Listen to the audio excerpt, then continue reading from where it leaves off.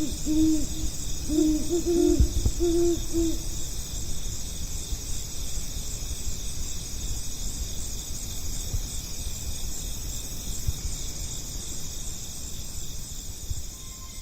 howdy there. My name's Grandpa Joel, and I was just remembering the time that I met a very special little critter. How's about I tell you the story? Pay attention now.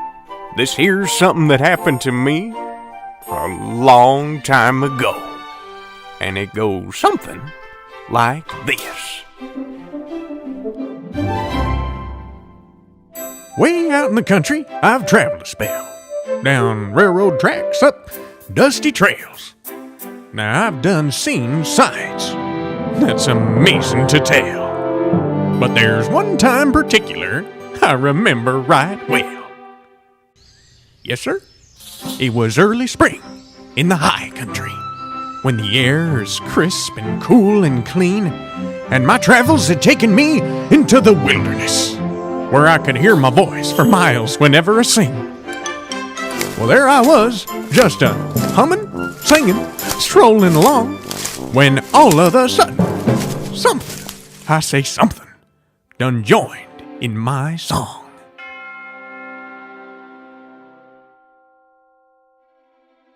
It was ever so faint at first, floated in on a breeze. The prettiest little song you ever did hear. It skipped and swirled through the trees, over the hills, then headed straight for me. Then it swirled around my knees, up my arm, and landed right on my shoulder. Well, I dusted it off. And then that there little song done flew right into my ear.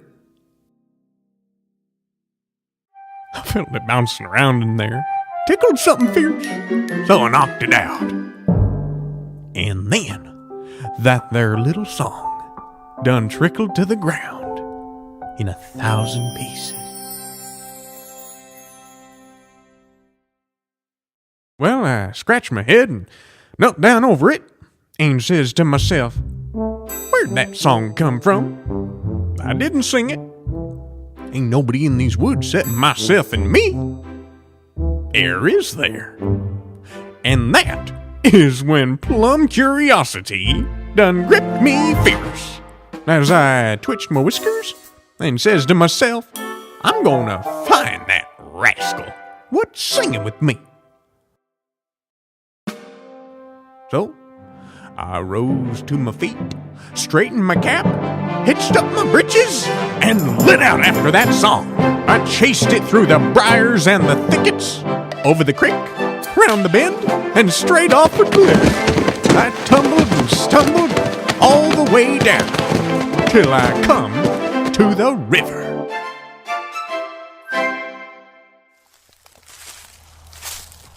Well, I pushed my way through the branches and the thorns to the water's edge, where the last thing I was expecting to find was the very thing that I did. 'Cause out there in the water, sure as I'm standing here today, was a furry little critter, no bigger than that. Why, he was just a humming and a fishing and a singing his own little tune. I couldn't believe my eyes. Then he took notice of me, give me a friendly little wave. I wasn't about to wave back, leastways not till I got a closer look. So I waded out into the water, never so careful like, and looked that varmint square in the eyes. Didn't seem to spook him none. He just smiled and waved. Well, I needed to sit down, so I plopped myself down on the shore. Didn't want to be rude, so I says, you catch anything? Not yet, says he. Oh, well, was that you singing? Yes, it was. Oh, well, pardon me for asking, critter, but, what was you singing for? His ears perked up, and he said, I was praising the Lord. Come again? I'm sorry, I thought you said you was praising the Lord. I did, says he. What you talking about, you praising the Lord? Why, you're just a little critter. just the same, I was praising Jesus. Now see here, you can't be praising Jesus. You're just a furry, raccoon, cartoon critter.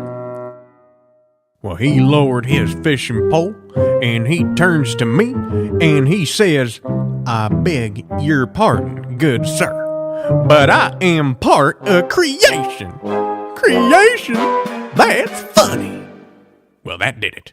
He leapt up out the water, grabbed me by the shirt, and says to me, Mister, don't you know that God done created the heavens and the earth and all that's therein? I don't recall, says I. Well, with that, he turned loose of my shirt, lowered his head to the ground, and said, Golly, friend, you don't even know who you are. And I suppose you do. That I do. Friend, you're a human. And you've got a wonderful gift. You've been given a song I could never sing. Well, puzzled, I asked him, What song's that, critter? That little critter looked up at me with a gleam in his eye and said, Allow me to explain. I'm the creature that God made me to be. I only praise him with the instincts that he's given to me. You're a human, and it ain't it all the same. He'll call you his own child, and he knows you by name. You've gotta think on him and his gift of love, and set your mind upon things above. The more you do, the more you'll be in tune with the song creation sings. Well, I'll never forget the words of that critter that fateful day.